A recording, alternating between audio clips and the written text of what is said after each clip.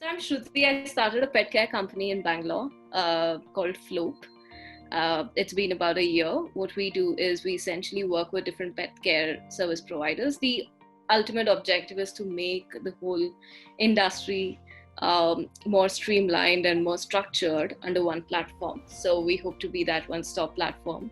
And we've built a tech platform which sort of makes it easier for businesses to manage their day-to-day operations as well. And ultimately that helps in the quality of business. Now that's about what I do. So this, what we're talking, we call it the Pet Talks, where we essentially bring out stories of anybody who's contributed in some way to the animal world, making their lives better, right? So that's how we came across your profile. And of course, we want this topic to be focused on pain management in animals. And I also see that you've done TED Talks and a lot of work related to that particular topic. So we begin with an introduction about yourself. I had the pleasure of reading everything in detail, but if you could just take us through the introduction to what you did and what all you work on right now, I think that will be great for anybody who watches this video to know. And then I have a set of questions with respect to pain management, and we can discuss that. Absolutely. So, like I mentioned in my, basically I've been working as a veterinarian for the last 25 years in a small animal or a mixed practice. And like all practices, the earlier days were a little different than these days. They were like how you have specialists and all. Now it was very different in the earlier days, where upon a veterinarian, we had the Herculean task of wanting to do everything or have to do everything. So basically, starting off a practice meant that you will do surgeries, you will do ophthalmology, you will do cardiology, and you will do skin, and you will do everything. So as we sank into the number of years and things that we were doing, I was always interested in welfare as a huge part of my practice.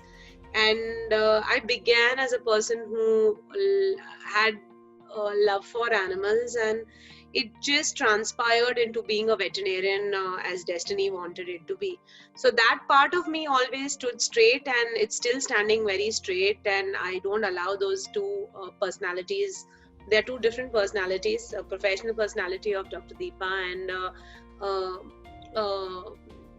an animal lover, Dr. Deepa. There has to be a very fine line, because what happens is when we get into too much professionalism, things are a little different. I won't say that you're not compassionate or you're not, but our patients can't be taken to another level. The problem with me is everything goes to another level, because I can't separate that thing out of me, So that was a huge difficult thing for me to do as a person. And then of course I got accomplished, and I got known for my work and my practice. And then I went overseas to do my studies, because I thought everything was becoming very old or very routine, and I was not seeing too many things. But I used to see a lot of wildlife come into my clinic, and the place where I stay in has a golf course. So we used to have often these birds come to us with major injuries, hit with golf balls. And that used to really make me very worried, because I used to wonder, we don't have a separate stream to understand bird medicine or wildlife. How do you then help? So I started doing a little more research on how will I be able to, add an extra edge to my practice, because it was the old dogs and cats and what you were saying. Not that I was not happy, because this is what we are doing most of the time, but I wanted to also help other animals. Fortunately, I came from a background which could support my dreams, and I got a part scholarship. I went abroad to Australia, to the University of Queensland.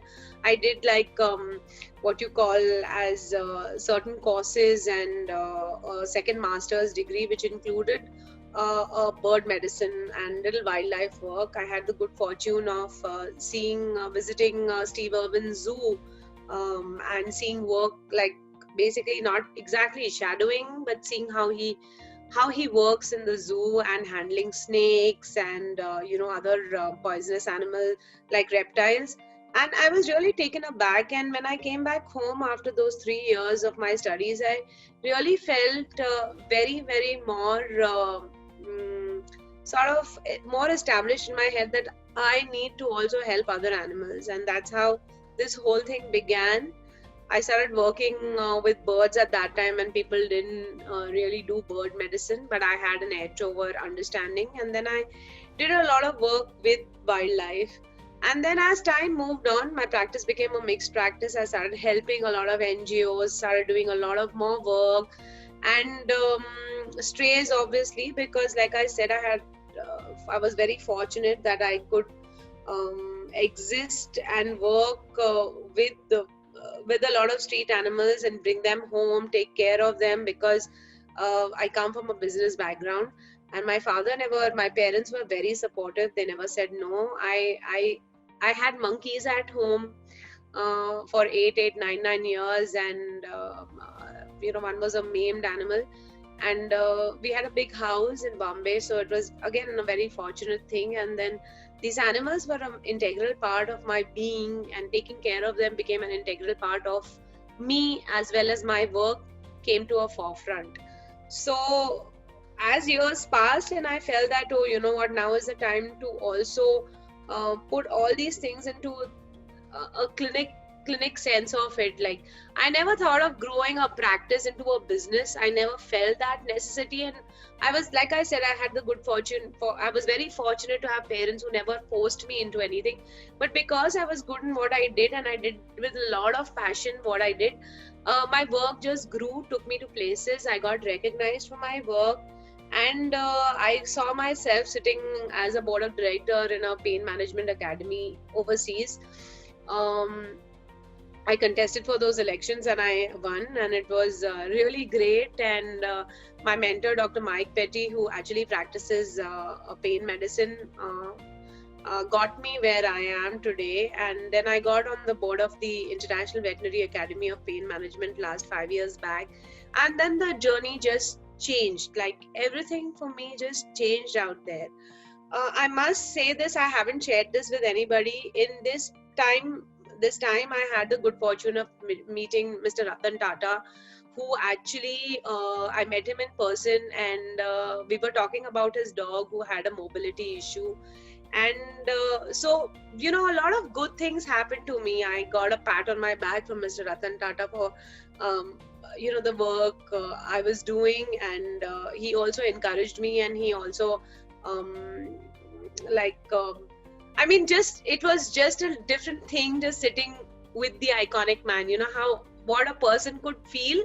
It's like meeting God himself, and knowing his passion for animals. I just didn't know that, whether I was alive or dead when I was meeting him. It was so good. So in these years, a lot of good things happened, because I felt that, and I met a lot of beautiful animals in my journey who helped me, reach the place I am. So on my own animals, my birds, my monkeys that I had, my first monkey was called Babuli, and his hand was eaten off by a dog, and I nurtured him, took care of him.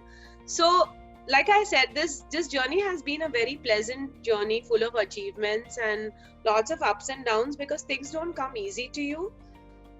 But yes, my journey is a very, very pleasant and happening journey. And then I thought, okay, God has given me so much, and now it's time for me to reach out. More people,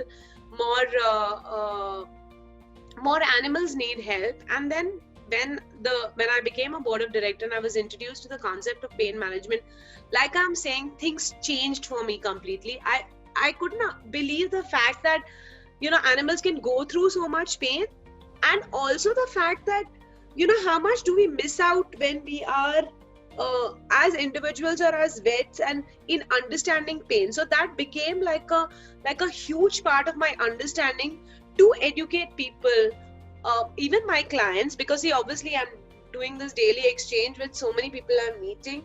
we meet so many animals, so many pet parents, so many people who take care of strays.